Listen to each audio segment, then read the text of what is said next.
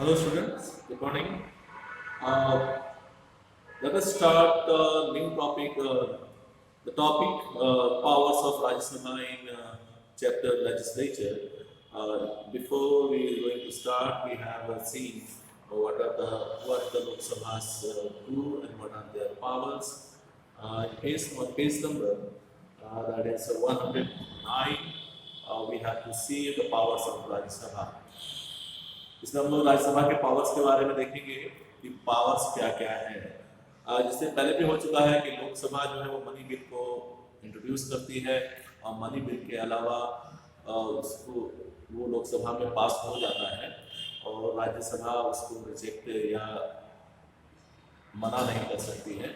ये money bill pay होता है, यानी फाइनेंस से जुड़े पैसे से जुड़े हुए जो मैटर्स होते हैं, क्योंकि सरकार को लोकसभा जो होता है वो डायरेक्ट रिप्रेजेंटेटिव होते हैं लोगों को और लोगों के प्रति डायरेक्ट जिम्मेदार होते हैं। इसलिए ये पावर्स उनके साथ दिया गया है कि मनी बिल जो है वो लोकसभा राज्यसभा उसको रोक नहीं सकती है। रीज़न ये है कि पैसे का मामला है, कैसे आगे, क्योंकि खर्च सरकार के बहुत खर्च होते हैं, नए नए बजट होते हैं और उनको और भी काम करने होते हैं कि पैसे से कोई काम ना रुके। इसके अलावा जो भी बिल्स होते हैं वो आपको राज्यसभा से पास कराने जरूरी है। तो देखते हैं कुछ और पावर्स के बारे में। Consider and approves non money bills and suggest amendment to money bills. Money bills को वो सजेस्ट कर सकता है कि आप इसमें ये सुधार करिए, वो करिए, बट वो रोक नहीं सकता है। और उसके बाद मनी बिल्स को अप्रूवल देना ही है। इसमें एक नियम भी है, अगर 14 दिन तक अगर राज्यसभा ने उसको पास नहीं किया तो वो अपने आप पास हो जाता है मनी बिल के केस में।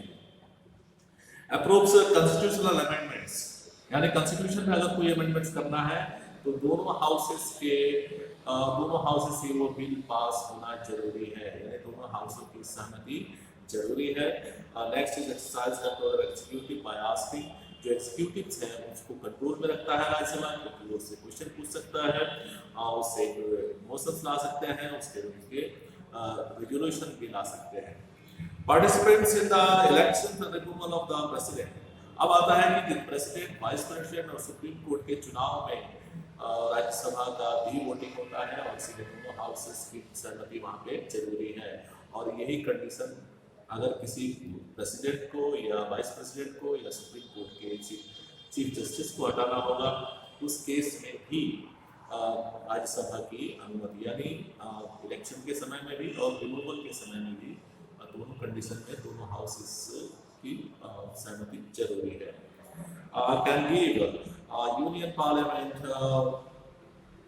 टू मेक लॉज और मैटर्स रिलेटेड टू स्टेट्स। ये अगर, क्योंकि हमने देखा है राज्यसभा जो है वो स्टेट का रिप्रेजेंटेटिव होता है और उसी के सहमति से स्टेट के जो मैटर्स है अगर उसमें कोई अमेंडमेंट करना है कॉन्स्टिट्यूशन में तो उसके लिए राज्यसभा की सहमति जरूरी है। अब आते हैं कुछ special powers of Rajya Sabha. As you know, the Rajya Sabha institutional mechanism provide protection to the states, protect the powers of the state. Rajya Sabha जो है वो हर राज्य की अपने अपने राज्य से ये लोग आते हैं और राज्य का जो इंटरेस्ट है उसको यहाँ प्रोटेक्ट करते हैं, जिससे कि सेंट्रल या यूनियन गवर्नमेंट जो है वो उसके ऊपर हावी न हो जाए। Therefore, any matter of that affects the state must be referred to consent and approval. अगर स्टेट का कोई मैटर है और उसके लिए अगर उसमें कुछ अमेंडमेंट है या कुछ नई चीजें करनी है तो राज्यसभा में भेजना उसके लिए जरूरी है। The Union Parliament wishes to know matter of the state list which are, अगर स्टेट लिस्ट में कोई मैटर है, क्योंकि इसके हमने देखा है कि पावर को डिवाइड किया गया है वर्टिकल लेवल में, सेंट्रल गवर्नमेंट में, स्टेट गवर्नमेंट में और लोकल गवर्नमेंट में। तो हम यहाँ दो चीज़ों को लेके दो तरह की लिस्ट बनाई गई है। एक सेंट्रल, तीन तरह की लिस्ट है, एक सेंट्रल लिस्ट होती है और एक स्टेट लिस्ट होती है और एक कंकरेंट लिस्ट होती है। सेंट्रल लिस्ट वो होता है जिसमें सेंट्रल गवर्नमेंट लोकसभा उस पर पावर कोई भी कानून बना सकती है। स्टेट लिस्ट में सिर्फ राज्य की सरकारें उस पर कानून बना सकती हैं और कंकरेंट लिस्ट जो है उस पर सिर्फ इस पे दोनों तरह की सरकारें अपने हिसाब से, अपने राज्य के हिसाब से कानून बना सकती हैं। अब आता है कि कंकरेंट लिस्ट और स्टेट लिस्ट में कुछ अगर चेंज करना है तो इसके लिए राज्यसभा यानी दोनों हाउसेस की परमिशन जरूरी है, अप्रूवल जरूरी है। This provision at extend to the Rajya Sabha, इसकी वजह से राज्यसभा भी एक पावरफुल हाउस बन जाता है। किंतु अभी तक का जो हमने एक्सपीरियंस देखा है वो जनरली जो राज्यसभा है वो अपने स्टेट को बिलोंग ना करके अपने पार्टी को ही ज़्यादा सपोर्ट करते हैं या प्रोटेक्ट करते हैं अपने पार्टी राइट्स को। Power exercise only by Lok Sabha, then there are power that only Lok Sabha exercises, the Rajya Sabha cannot initiate reject the money bill।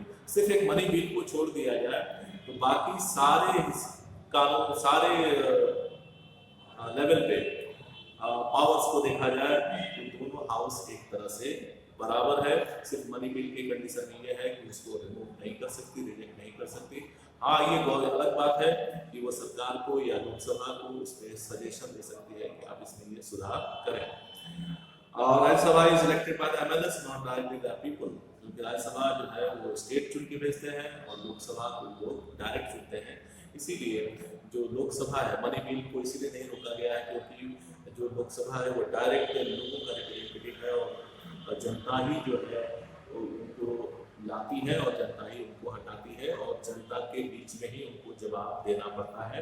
इसलिए मनी बिल को राज्यसभा में नहीं रखा गया। In all the sphere, including passing of non-monetary bills, constitutional amendments and increasing the, इसके अलावा money bill को छोड़ दें, नॉन मनी बिल्स, इसके अलावा कॉन्स्टिट्यूशनल अमेंडमेंट्स, संविधान में कोई संशोधन करना है, and impeaching the president, president को हटाना है, वाइस प्रेसिडेंट को हटाना है, या president the powers of Lok Sabha Rajya Sabha equal, बाकी सारे स्पेयर्स पे लोकसभा और Rajya Sabha equal. How does the parliament makes laws? अब आती है बात कि पार्लियामेंट लॉज कैसे बनाती है। आप पेज नंबर 111 में देख सकते हैं, चार्ट्स आपके पास बने हैं। अब यहाँ पे जो लोग जो है अपने अपने हर जो जनता है वो इनपुट देती है कि वो अपने डिमांड रखती है अपने रिप्रेजेंटेटिव से, और जब ये लोग चुन के लोकसभा में जाते हैं तो ये जो परमानेंट एग्जीक्यूटिव्स होते हैं, जो अधिकारी होते हैं, उनको ये पार्टी कहती है कि आप इस चीज़ पे एक ड्राफ्ट करिए, यानी एक बिल तैयार करिए। ये परमानेंट एग्जीक्यूटिव है, उसको बिल तैयार करते हैं। उसके बाद हाउस, उसके बाद कई सारी कमेटी होती है जिसमें दोनों पार्टी के जो लोग पावर में है और जो अगेंस्ट में है, दोनों तरह की पार्टी के लोगों की कमेटी होती है इसमें, और ये लोग मिलकर उस कमेटी पर विचार करते हैं कि इस कमेटी को आगे भेजना है कि नहीं। हाउस में और may not accept the bill report. अब जो एग्जीक्यूटिव जो बिल रिपोर्ट बना के भेजते हैं वो हाउस इसको एक्सेप्ट भी कर सकता है और नहीं भी एक्सेप्ट कर सकता है, ये हाउस के पावर्स में है। डिटेल डिस्कशन होगा, उसके बाद इसको अगर मान लीजिए कि रिजेक्ट नहीं हुआ और एक्सेप्ट हो गया तो इसके बाद उसको हाउस में रखा जाता है, वहाँ इस पर बहस होती है, और उसके बाद बिल इज एक्सेप्टेड और रिजेक्टेड। उसके बाद बिल अगर मान लीजिए लोकसभा में एक्सेप्ट हो गया और rejected, send to the other house. Accept होने के बाद अगर लोकसभा में बिल रिजेक्ट हो गया तो ये फिर वापस आगे नहीं, राज्यसभा में नहीं जाएगा, ये फिर वापस कमेटी के पास चला जाएगा, उसमें फिर से कुछ चेंज करेंगे या व्हाटएवर जो भी है, या फिर उससे बिल नहीं बन सकता। ये बिल अगर एक्सेप्ट हो गया तो उसके बाद अदर हाउस। अब आया राज्यसभा में, राज्यसभा में भी यहाँ पे other house approve to give recommendation, यहाँ पे भी बहस होगी और उसमें अपने सुझाव देगी, और उसके बाद भी अगर नहीं होता है तो दोनों हाउसेस को एक साथ बुला के उस पर मतदान कराया जाता है। अब आता है उसके बाद अगर मान लीजिए कि राज्यसभा में अगर एक्सेप्ट हो गया तो ये प्रेसिडेंट के पास चला जाएगा और प्रेसिडेंट जो है उसको साइन कर देगा, उसके बाद वो एक कानून बन जाएगा। यानी बिना प्रेसिडेंट के साइन किए कोई भी बिल रेजोल्यूशन जो है वो कानून नहीं बन सकता। अब आते हैं नेक्स्ट पे, यहाँ पे बिल के ड्राफ्ट और प्रपोजल। बिल क्या है? ड्राफ्ट होता है, एक मसौदा है। There can be different types of bills, अलग अलग तरह के बिल्स होते हैं। एक होता है if a non minister proposes A bill is called a private bill. दो तरह के होते हैं, एक गवर्नमेंट बिल होती है और एक प्राइवेट मेंबर्स बिल होती है। अगर किसी मिनिस्टर ने उस बिल को लोकसभा में प्रस्तुत किया है अप्रूवल के लिए, तो उसे गवर्नमेंट बिल कहते हैं। अगर अदर देन नॉन मिनिस्टर ने अगर उसको बिल को आगे लाया बढ़ाया गया है तो इसको प्राइवेट मेंबर्स बिल कहते हैं। अब बिल भी दो तरह के होते हैं, एक मनी बिल होता है और एक नॉन मनी बिल, यानी पैसे से जुड़े जितने भी बिल होंगे उसको मनी बिल कहेंगे, और पैसा जिसमें मैटर नहीं होगा वो नॉन मनी बिल होगा। अब एक होता है मनी बिल में भी एक ऑर्डिनरी होता है और एक कॉन्स्टिट्यूशन अमेंडमेंट बिल होता है। अब नॉन मनी बिल में अगर मान लीजिए कॉन्स्टिट्यूशन अमेंडमेंट है तो उसको अलग किया जाएगा, और अगर कॉन्स्टिट्यूशन से जुड़ा हुआ नहीं है तो उसको ऑर्डिनरी बिल में माना जाएगा। Even before a bill is introduced in Parliament, there may be a link to debate. जब ये बिल पार्लियामेंट में आती है फिर काफी बहस होती है। A political party may pressurize the government to initiate a bill in order to fulfill the election promises.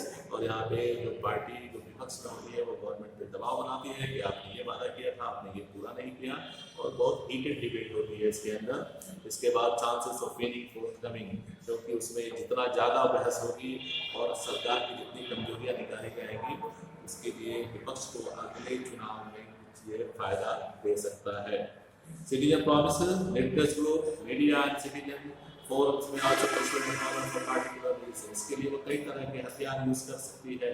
इसके लिए फोर्थकमिंग इलेक्शन में भी उसका यूज कर सकती है। इंटरेस्ट ग्रुप जो होते हैं, अपने अपने जो ग्रुप्स होते हैं, उनसे भी यह बात तो सरकार तक पहुंचाती है मीडिया में, और सिटीजन्स में जाके ये बात विपक्ष कहता है, और इससे भी सरकार पे दबाव पड़ता है कि वो मिल पे या अपने वादे को पूरा करें।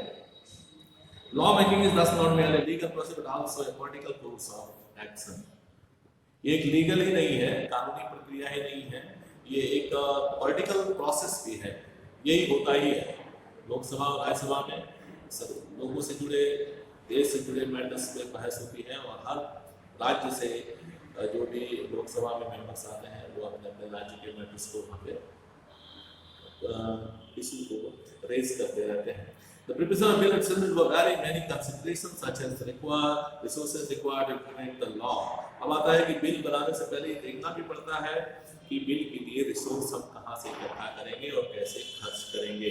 The support or opposition that bill is likely to produce, in fact the law may be on the election prospect of the ruling party।